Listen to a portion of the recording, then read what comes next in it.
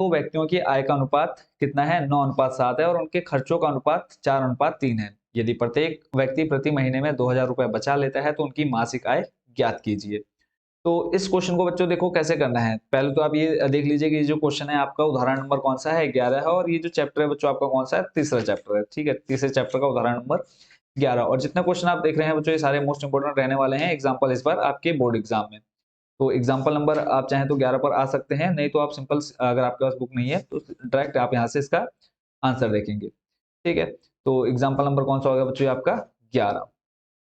तो इसमें देखो सिंपल आपने जो चीज करनी है, क्या करना है, पहले तो आपको देखो निकालना क्या है, बोला है उनकी मासिक आय ज्ञात करनी है। मासिक आय ज्ञात करनी है, यानी मासिक आय का मतलब हो गया कि वो एक महीने में कितना रुपए कमा रहे हैं।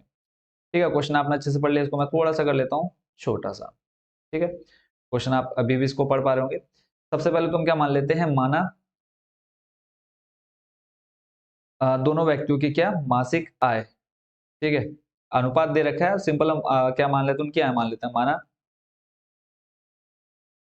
मासिक अ, आय बराबर क्या मान लेते हैं, एक्स। ठीक है, मासिक आय बराबर एक्स, और दूसरा आपको दे रखा है खर्चों का अनुपात। ठीक है, यहाँ पे हम लिख लेते हैं खर्चों का खर्च मान लेते हैं हम वाई रुपए। ठीक है, ये आपका एक्स रुपए और वाई रुपए हो जाएगा, ये रुपए को आप आगे लिख देना। ठीक है, रुपए एक्स और रुपए वाई, तो अनुपात दे रखा है, तो यहाँ पे हम लिख लेते हैं प्रश्नानुसार।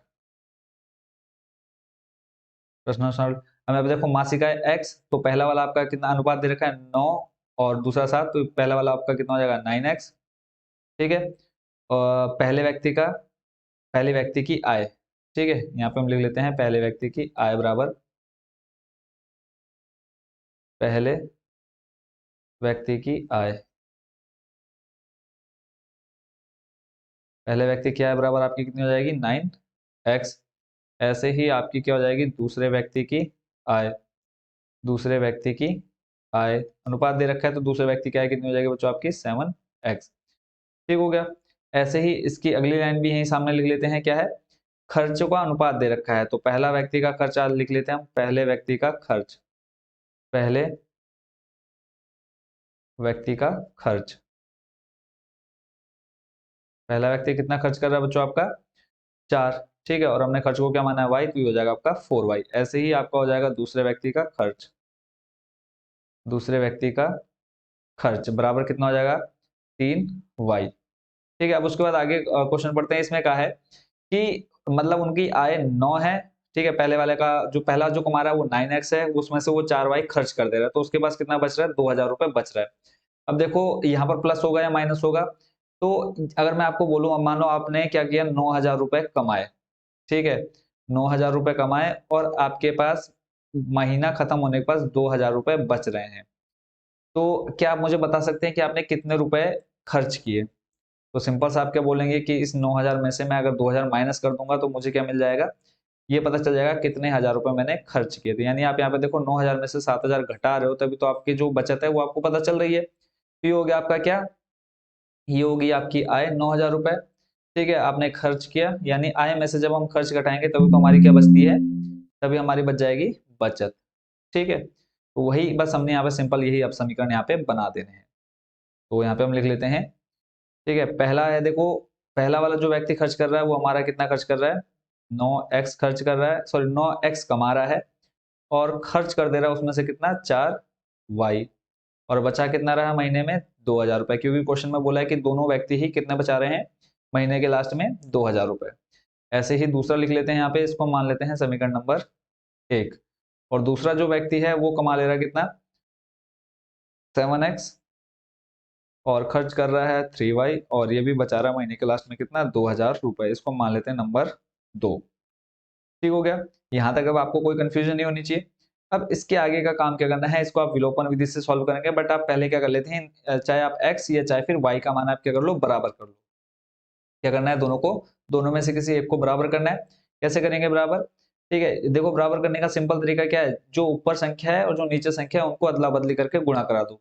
यानी आपने सिंपल क्या लिखना है, समीकरण 1 में 3 से गुणा करने पर, समीकरण 2 में 4 से गुणा करने पर।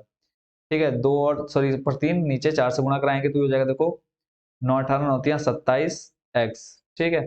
ऐसे ही माइनस हो जाएगा आपका कितना 12y, और इधर हो जाएगा आपका कितना 3 दूनी 6, यानी 6000। इसको आप समीकरण नंबर मान लो 3।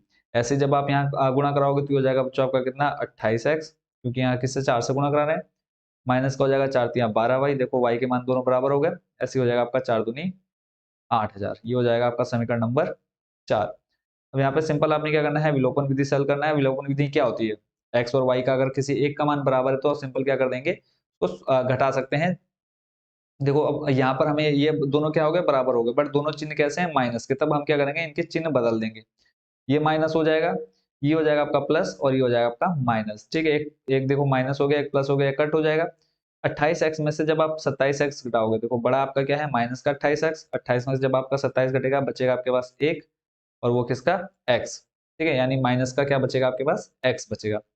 ऐसे इधर आपके पास बचेगा कितना 8000 में से जब आपका 6000 जाएगा, तो बच्चों आपके पास बचेगा कितना माइनस का 2000। क्यों, क्योंकि आपके पास माइनस का 8000 बड़ा है और प्लस का 6000 है, तो इस माइनस से ये माइनस कट हो जाएगा, तो x का मान आपके पास बचेगा कितना 2000। ठीक है। ऐसे अब आपने y का मान निकालना है। y का मान निकालने के लिए इसको हम ऊपर ले चलते हैं, यहीं पर साइड में सॉल्व कर लेते हैं। तो यहाँ पे हम लिख देते हैं x का मान समीकरण 1 में रखने पर, किसी भी समीकरण में रख सकते हो, आपने 4 समीकरण निकाल दिए हैं। x का मान समीकरण 1 में रखने पर, जब आप x का मान समीकरण 1 में रखोगे, समीकरण 1 लिख लेते हैं हम पहले, 9x माइनस 4y बराबर 2000। x का मान रखना है, x का मान कितना निकला 2000। यहाँ पे हम लिखा 9, इस x जगह पे हम रख देंगे कितना 2000, माइनस का जाए आपके पास 4y बराबर 2000। 9 दूनी हो जाएगा बच्चों आपके पास कितना 18000, माइनस का 4y बराबर में 2000। माइनस का 4y, अभी हम इसको ऐसे रखेंगे, ये प्लस का 18000 है, इधर आके किसमें आ जाएगा माइनस में आ जाएगा। ठीक है, तो यहाँ पे आ जाएगा माइनस का 18000। ठीक है, माइनस का 18, और इधर आपका कितना 2 है, तो आप जब घटाएंगे तो बचेगा आपके पास माइनस का 16000 बचेगा। एक आधा हिस्सा अगला 1000 और इधर आपके पास कितना है माइनस का 4y। अब जब आप इसको सॉल्व करेंगे, देखो ये माइनस से ये माइनस हो जाएगा खत्म, और y अब ये 4 गुणा में जब आप बराबर के इसको इस साइड लाओगे राइट साइड में, तो ये आ जाएगा किसमें बट्टे में। 4 का भाग दे दो 16 से, 4 चौको 16, तो इस तरह से आपका y का जो मान निकल करके आ जाएगा 4, और पीछे आपके पास कितने जीरो है 3 जीरो है। ठीक है, x का मान निकला आपके पास कितना 2000, और y का मान निकला आपके पास कितना 4000। ठीक है, तो पहले व्यक्ति क्या है, हमने माना था मासिक आय, हमें क्या निकालनी है, दोनों की मासिक आय निकालनी थी, है ना। तो मासिक आय निकालने के लिए देखो आपकी ये दे रखी थी हमने ऊपर 9x और 7x था ना हमारे पास, 9x और 7x।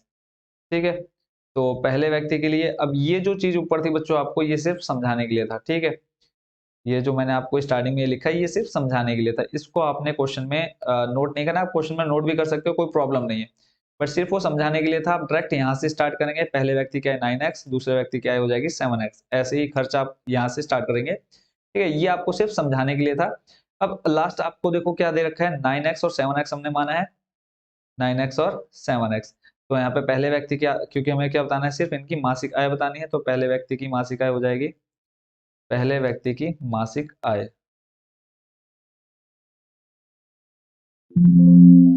पहले व्यक्ति की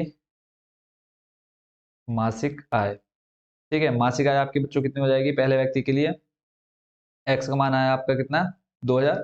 तो जब आप यहाँ पे 9 के साथ किसकी मल्टीप्लाई करा देंगे 2000 की, तो ये कितना हो जाएगा बच्चों आपके पास 9 दूनी 18000।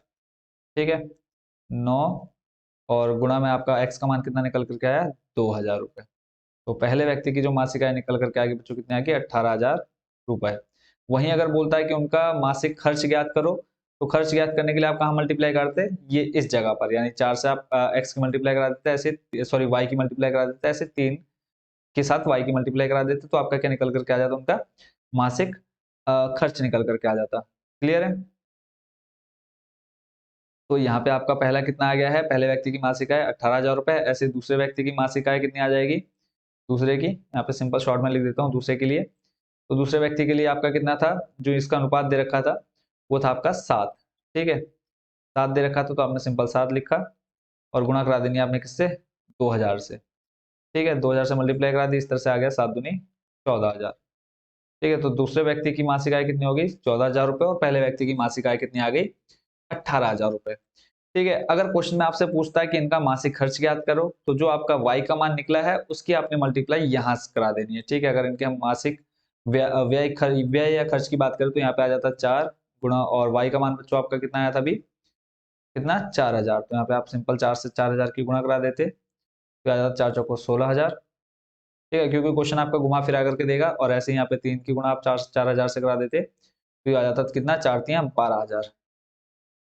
ठीक हो गया। अब आप चाहें तो इसको चेक भी कर सकते हैं। आप इनका देख लो, पहला वाला कमा कितना रहा है 18,000 रुपए, 18,000 में से वो खर्च कितना कर दे रहा है 16,000 रुपए, और बचेगा आपके पास कितना, पहले वाले के पास 2,000 रुपए। ठीक है।